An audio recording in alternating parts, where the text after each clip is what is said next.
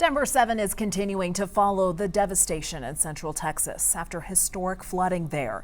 At least 118 people have been killed and more than 160 people are missing. And here we are nearly a week after the floods. Search and rescue crews still trying to find those who are missing.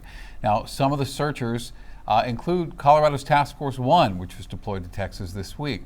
And disasters like this can also take a toll on our mental health. Grief, anxiety, and trauma can all be common, even for those with no direct connections to the victim. And joining us to talk about that, Steve Carlton with Porchlight Health. Steve, thanks for coming in for this. So you are a counsel, you're a mental health advocate, but you also have a personal connection to this story. I do. I grew up in Dallas, and so the Guadalupe River in there is a place that lots of people from Dallas and Houston go and recreate, and that's what a lot of these people were doing. And yes, my community back home has been hit by this. So Colorado has certainly we've had our fair share of disasters, unfortunately. We've covered them here on Denver 7, floods, wildfires. This can be triggering for folks even if they don't have a direct impact to Texas or what happened there. Absolutely. I mean, I think there's a reason that stories like these and events like these capture the whole nation, because if you're a parent out there, if you're a loved one of somebody, you just can't imagine dropping your kid off at camp and them not coming home. And so when things like this happen, it really shocks people's minds to think that something like this could happen to them as well. So, and there has to be an effect on first responders as well. We consider them sort of these stoic heroes who go in and do their job and get out, but they're also humans underneath those uniforms.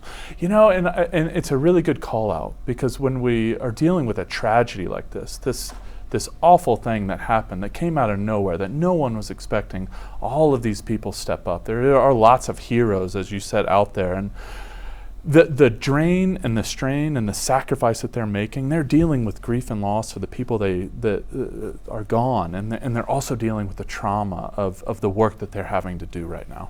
This next question I had struggled with the fires in Pasadena earlier this year in California. You know, when you have friends and family who are going through a tragedy like this, how do you start that conversation? What do you say to comfort them? It's one of the most common questions we get in therapy, right? Is like, how do I talk to somebody? What are the words that I say? What are the words that I use? What I would tell people is the words don't matter as much as your actions and what you're doing and how you're showing up. A text of, let me know if I can do anything for you,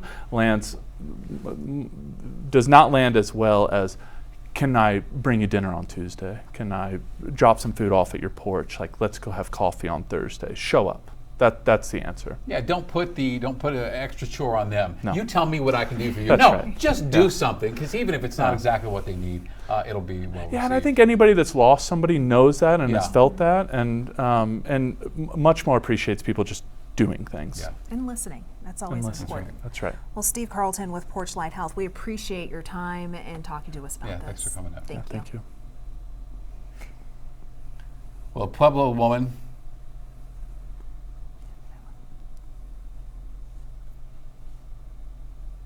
a Pueblo woman, sorry about that, back home and safe in Colorado after spending the 4th of July weekend on her family's land there along the Guadalupe River in Kerr County, Texas. And I spoke with Julie Zabolio this afternoon. So grateful her grandparents built that house so high up on a hill, a quarter-mile from the river. We saw debris in the trees down by one of the river crossings below the Ingram Dam. There was a truck we saw in a tree. Just all sorts of things, kayaks, canoes, picnic tables, clothing, just debris everywhere, and mounds of trees that had just been knocked over. It was devastating.